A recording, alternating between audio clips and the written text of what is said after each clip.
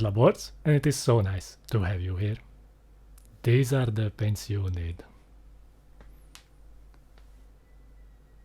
We start by covering the skin with Hull Red. Now, for some weird reason, I decided to use the brush for the entire mini. So I will complain about it. I just like to have a positive vibe for the videos. First of all, this mini is just too big. I love painting minis using only a brush, but sometimes I forget that maybe that 5% more contrast and detail is not worth the extra hours of work. It just isn't. So Papalaboards begs you to paint this mini with an airbrush, at least for the most part of the skin and the skirt. But if your last two brain cells failed you, like Papalaboards did, then apply 2 layers of Hull Red for a nice and even coverage using a brush. Let's continue with mixing some Scrag Brown to the Hull Red and sketch our volumes. Basically, we cover everything that is facing up all over the muscles. Having said that, if I were using an airbrush, I would have jumped to the Scrag Brown, but since I'm using the brush, I need to make my value steps in baby steps, if I want to have a smooth transition between the layers. The higher you go in value compared to your previous color, the harder it will be to blend them, and since the Abomination has the same skin quality as a regular man, I mean no rotting parts or exposed wounds, we kinda want to paint the skin to a smooth feel, like Granny's butt cheek.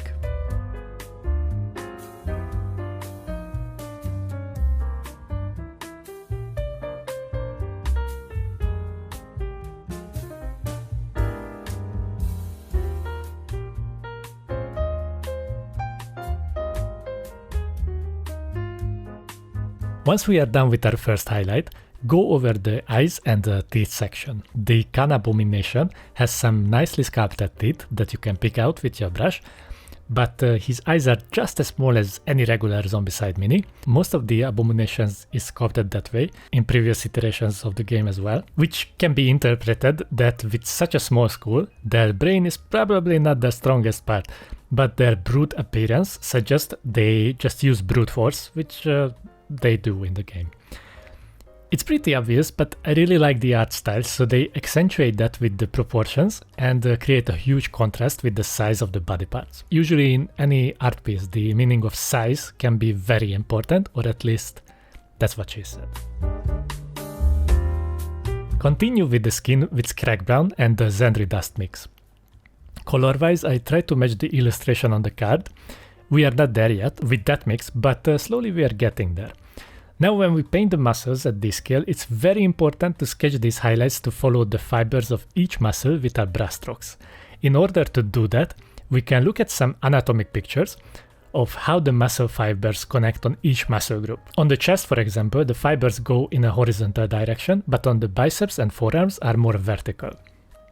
So even if we make our brush strokes with the same angle as the fibers, it could help us improve the highlight placement and make it more consistent. Now this Abomination has some exaggerated anatomy because the muscles around the abdomen and the ribcage are a little bit weird, but I guess mutated giant zombies have some weird stuff going for them, right? Checking muscles from anatomy studies is going to help you a lot to understand how to place highlights over the more complex muscles like the quads or triceps. I used to struggle with these for quite a while, and the problem that you will encounter when you don't understand these shapes is that you can't really highlight them because you can't paint what you don't understand. You can blend these areas all the way to hide your lack of knowledge. I know I did for quite some time, but only way to understand and improve your highlights over the muscles is to understand the shapes first. That's why we want to break down the shapes to more simple ones like spheres and cylinders on the human body, because it's necessary to break down more complex parts to have an easier time understanding them.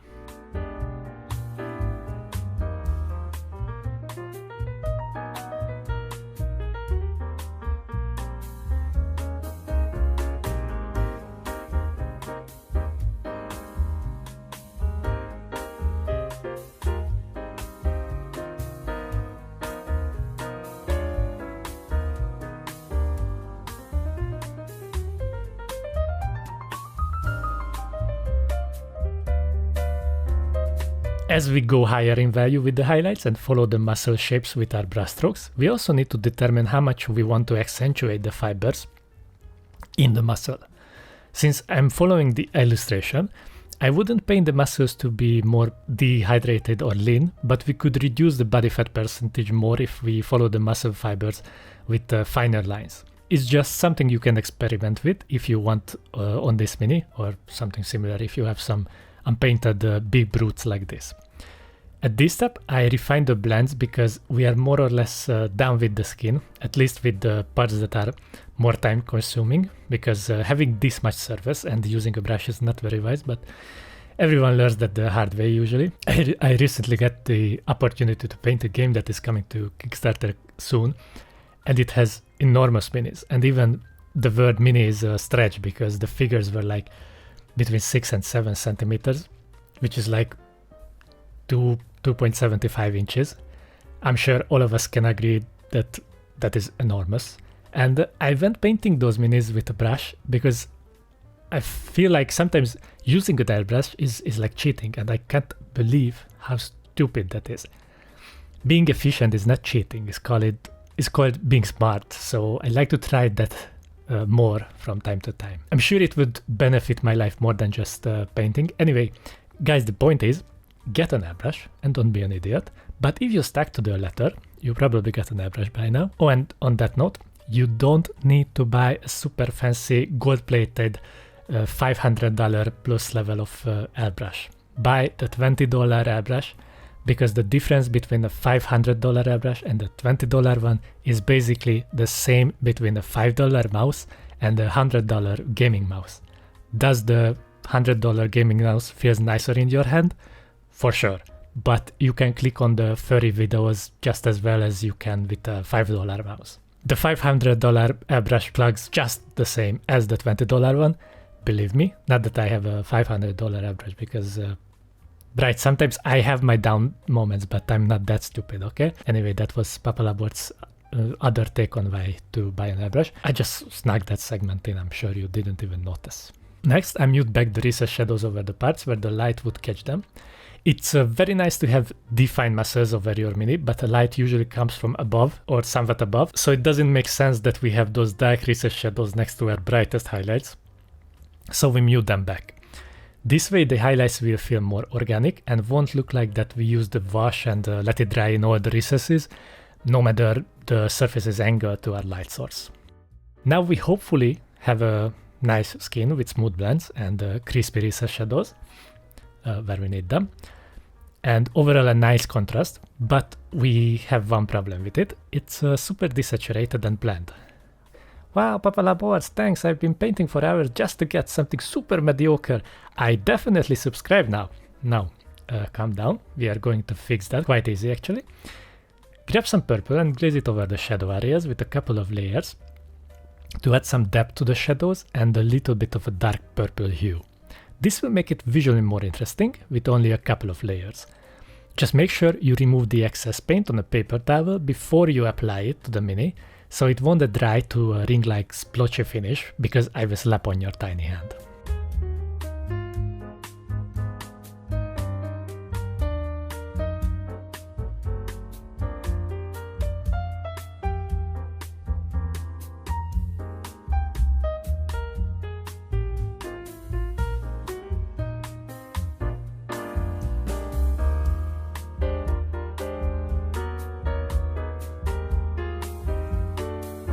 After that, I use a mix of green to add a faint green hue next to the maximum highlights.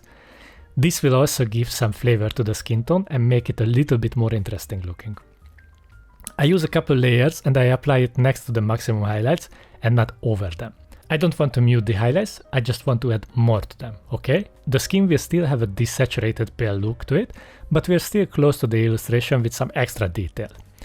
I painted zombie skins for I don't know how many times now, to be honest. So just look around my channel or on my Patreon page if you'd like to have a different approach, and if you feel clueless like Granny when I leave her at the parking lot. Guys, turns out people with dementia can't really find their way back to their home. It was just a prank. But if you have any information about this old lady, please let me know.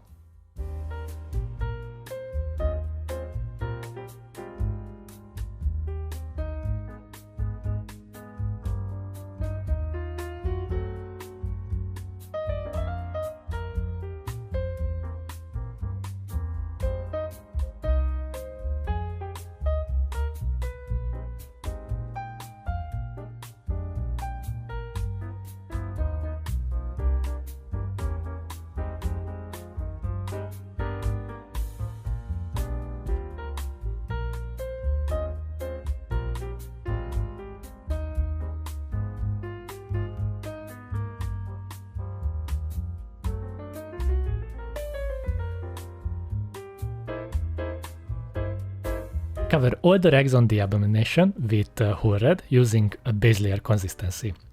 You will find these parts around the waist, wrists, and as an extension of the helmet. This will act as our darkest layer color.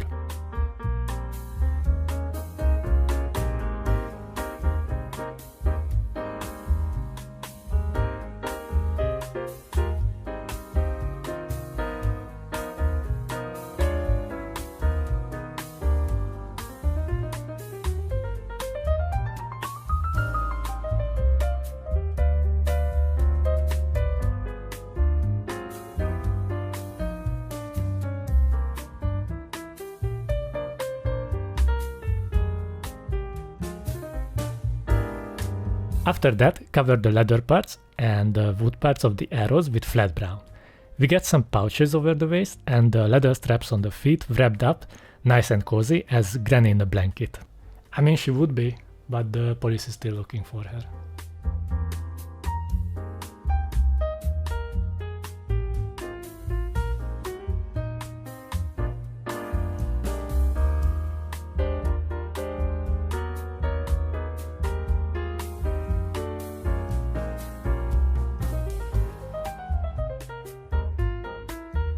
Cover the fur parts on the Mini. You can find these around the edge of the robes, hat, and I also use this color to cover the feathers on the arrows.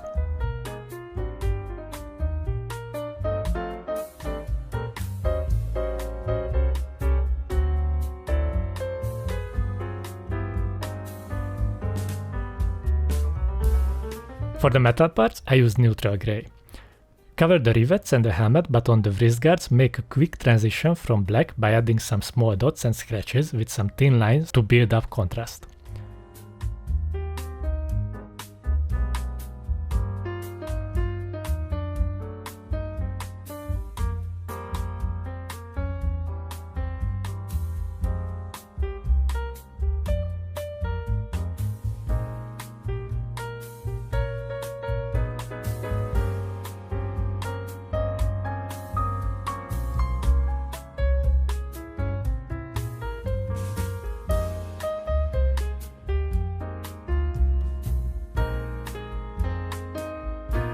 After that, cover the leftover gold parts of the Mini, like the hanging side thingies on the helmet and the rivets over the waist, because I double checked and they turned out to be gold, not grey.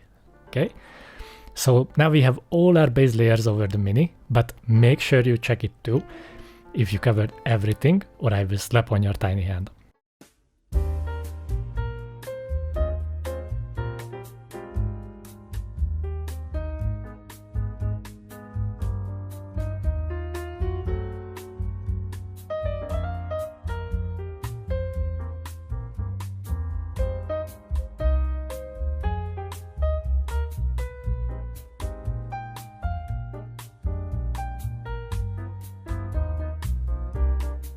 Let's go to blocking in the volumes on the red parts of the rags.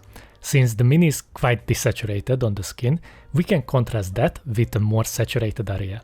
Also, I show you an example why you need to remove the excess paint on a paper towel from your brush, because you can see that the paint is pooling up on the surface way too much. If that happens to you, don't panic. If you just apply the paint, you can feather it out, but at this time I just thought it's gonna be okay. Fortunately, I was right, but you can make some horrible texture letting too much paint dry in one spot, because the layer will be visible and will create a level difference on the surface, which is a big no-no. But I'm used to a smaller scale Minis, so I get a bit rusty when I get to some bigger stuff, that's what she said. At some point, I just need to stop rewatching The Office. The paint was a little bit thin too, so base layer consistency would have worked out better.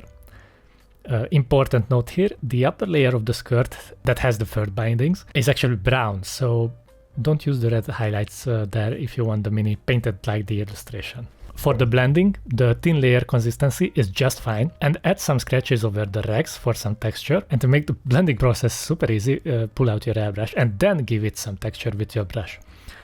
As I mentioned, if I was smart, like I wish, I would have done that. So move your brush from the whole red layer to the Evil Sun Scarlet parts and repeat the process until it gets smooth like Granny's butt cheek.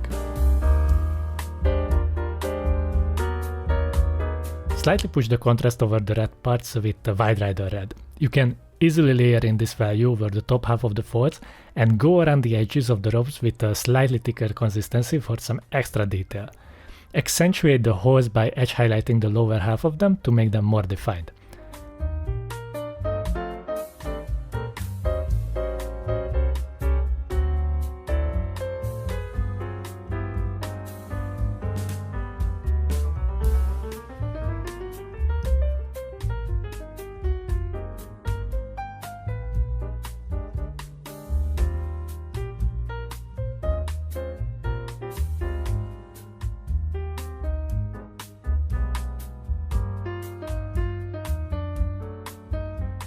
Now for the brown parts, we jump to Scrag Brown. As I mentioned, the upper layer of the skirt is brown, so I covered it with whole red again previously. Yay, double work! And basically applied the same round of highlights with the same texture I did on the ropes. I really like Scrag Brown, or Parasite Brown for the vallejo range, because they are basically the same. It's an orangish brown, and I like to use it as a highlight for leather parts where the color scheme allows it. This time it works well because we have one dominant hue over the mini, which is the red. Since the skin is very desaturated, it allows us to use basically any color that works with red. But since we are following the illustration, we don't have too big of a room to play with, but you know, it looks nice in my opinion.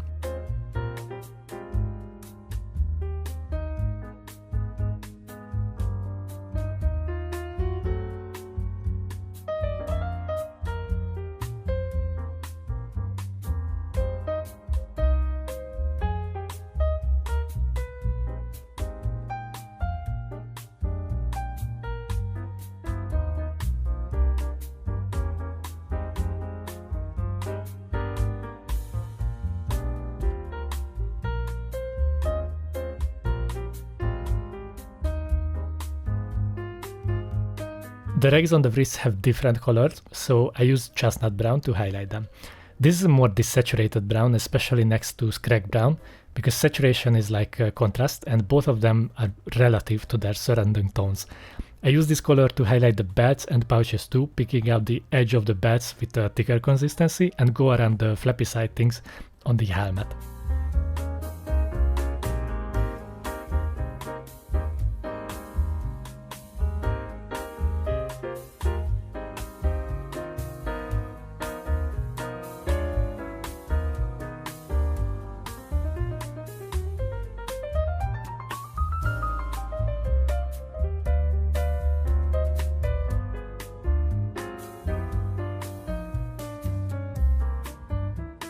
Continue the process by mixing some tan earth to the chestnut brown and reduce the highlight areas on the wrists and leather parts. On the rags on the hand, try to follow the muscles of the forearm where the rags are more wrapped around them. On the belt and the foot wraps, just add some texture to the edge highlights with some dotted lines, basically.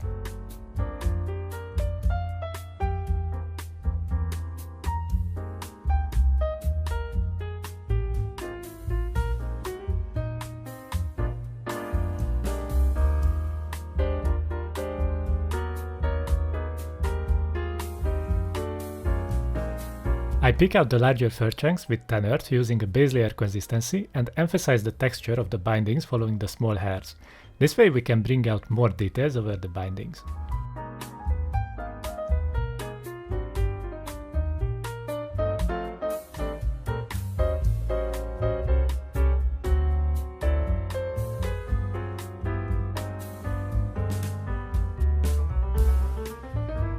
I went back to the leather part of the skirt and the quiver with some Jocaro orange to add more texture to the highlights with stippling. Make sure you shape your brush's tip to be pointy like Granny's nipples to apply these small dots inside our previous highlight layer.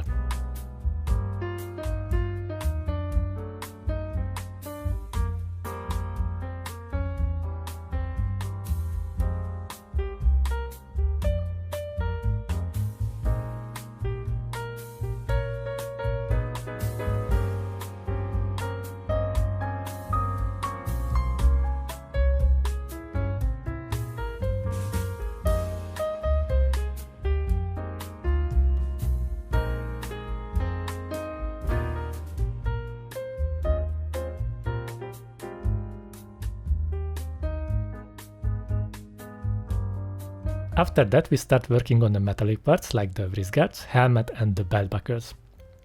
Add some texture to the wrist guards with the same pattern we did when we applied the first layer. Pick out the left side of the pommel and cross guard over the dagger that can be found on the crotch area.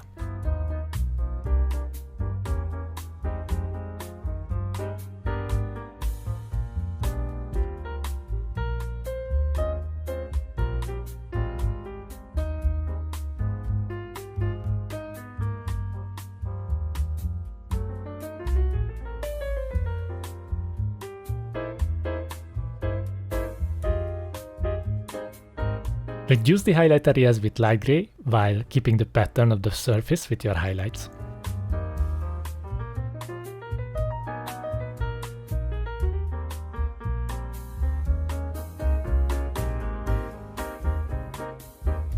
Now for the gold parts, like the rivets around the waist and the flappy side of the helmet. On the rivets, sketch a rounded shape over the top part and a half moon over the lower side of the rivets to accentuate the roundness. On the helmet, pin the scales one by one while keeping the recessed shadows so it will look more clean and defined.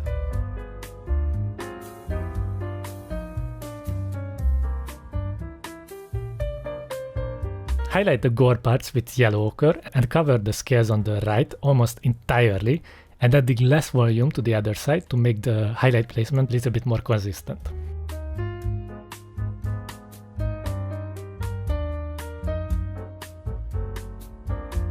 Pick out the edge of the scales with ice yellow, and with a thinner consistency I apply some final highlights over the chest and shoulder area to fix the focal point around the head. I made a PDF for the green OSL effect over the side of the torso. The link is in the video description if you want to do it. Since the Abomination has this nice green feel light on the illustration, it's probably coming from the Necromancer, but it looks good on its own too. And I think it really pushes the paint job to the next level, so if you're interested, check it out.